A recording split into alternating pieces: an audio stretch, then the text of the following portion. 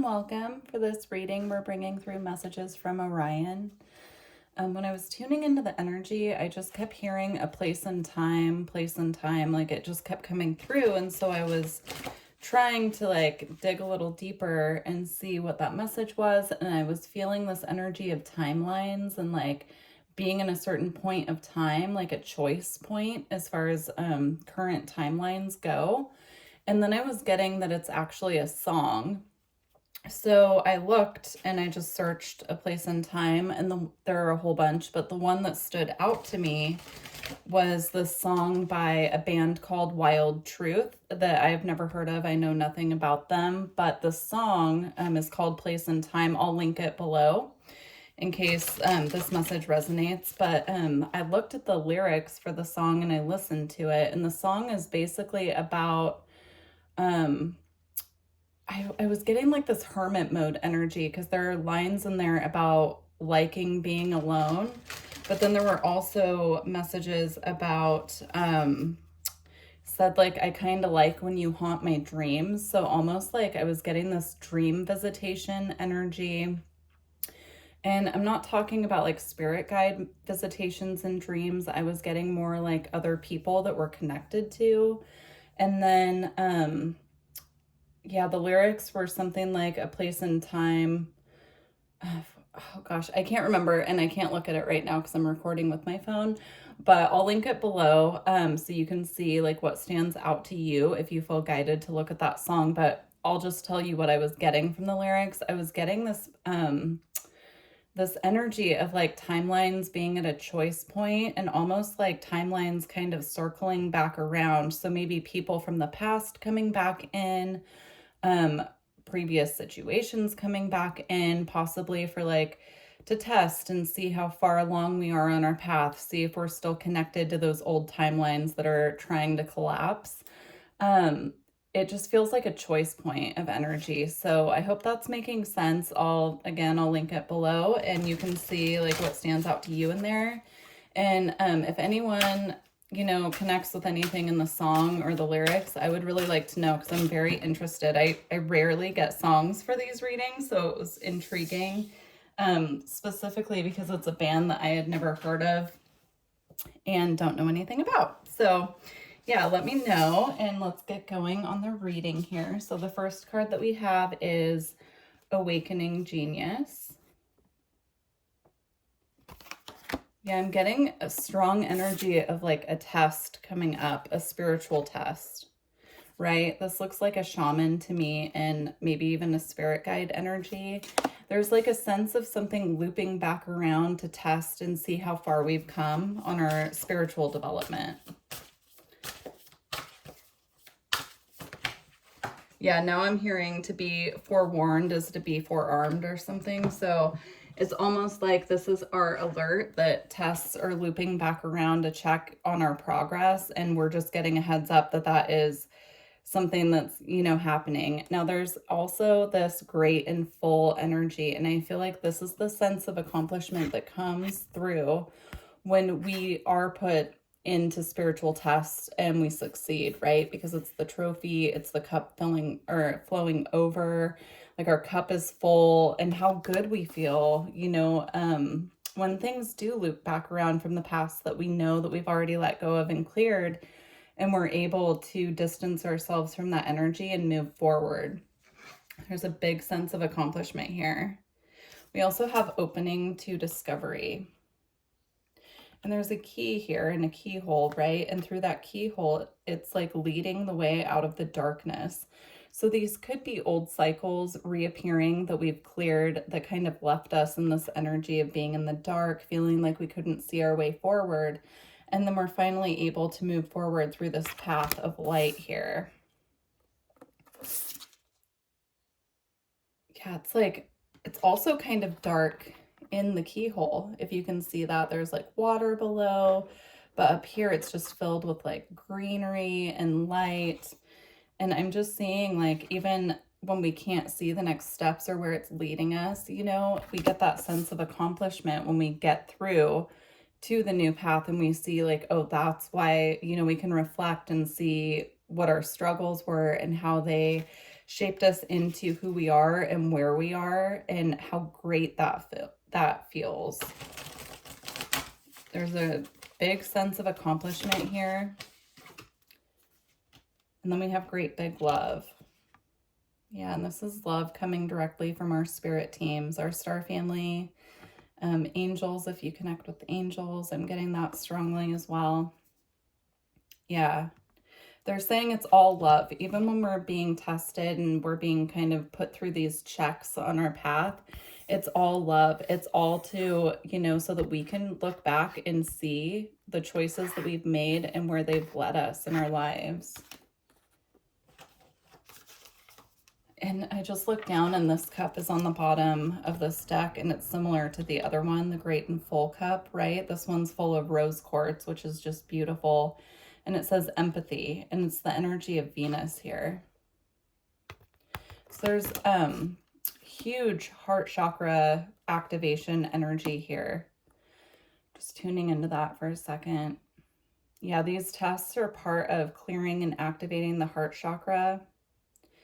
There's an energy of manifesting heart's desires as well, and, you know, choosing what is in alignment with our heart space and not choosing the easy path, what is convenient in the moment, like choosing what our heart truly desires and making that our goal. And then we have broken open. And as you can see here, she has this light just emanating from her heart chakra here. And she's sitting in peace, getting wisdom from the divine. That's how I'm reading this. Wow. It's really beautiful. Yeah, there's also a light coming from the root chakra, symbolizing to me how I'm interpreting it as this light emanating from the heart chakra is also assisting with grounding and feeling connected to the earth. Also, when we're grounded and we're content and we feel really good about the choices that we've made, you know, it assists us with being grounded and being able to connect more with the divine and receive the messages that are meant for us, that they're trying to bring through. It's this really beautiful energy. I'm getting like a pulsing sensation in my third eye as well. So I'm taking that as a message that the third eye is also being activated in connection with the heart chakra so that we can trust our intuition and trust where our heart is leading us. There's like a connection. Yeah, she has a heart or a star on her third eye chakra as well. And I'm seeing that connecting to the heart and really assisting us to be able to lead the way through our intuition and trust what our heart is guiding us towards. And we have a grand symphony. This again is the sense of completion and accomplishment that comes from making those choices that we know are truly right for us, not for anyone else, but for ourselves and our path.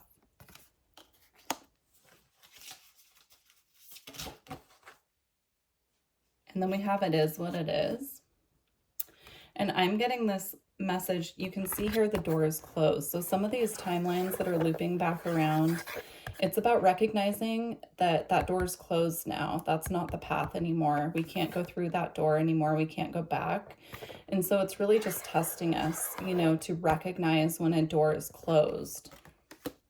And this could be physical choices. This could be spiritual. It could be, I'm getting also like substances that are harsh on the body and making a different choice and realizing that that door, now that we're elevating spiritually and we're getting activated, is something that's closed for us. So that can relate to lots of different things. I'm getting like sugar, alcohol. Like, I'm not saying that you can't do those things, but it's about if you know it's having a negative impact on your own body, making that different choice and really tuning in to what is for you and what isn't.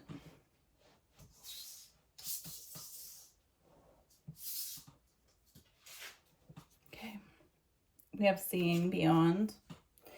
And again, I'm getting the third eye, of course, here with this card. This card is all about connecting to the third eye, connecting to our intuition, our wisdom, seeing beyond the current circumstances, seeing beyond the 3D reality. and seeing things through our spiritual lens, seeing the higher perspective. Okay. Let's see, we need to use this deck. All right. We have Tree of Life. Again, so there's this person here who is actually the tree, right? And they're not only connected and grounded, rooted to the earth, but they're also connected to the divine, to the higher realms. And I'm getting that. It's like bringing this energy down to earth and grounding it is a part of this process. That's really beautiful. Just feel like holding this up one more time. Yeah, it's really just a beautiful card. And as you can see, there's the earth down here as well, right?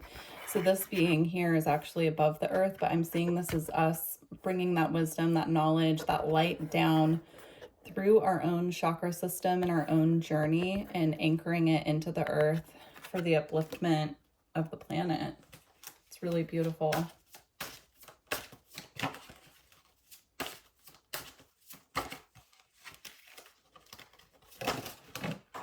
Okay. Ooh, got two, but they fell in kind of an awkward spot, so I'm going to try to reach them.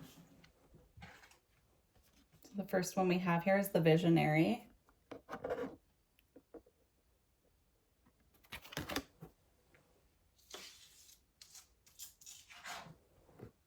Okay.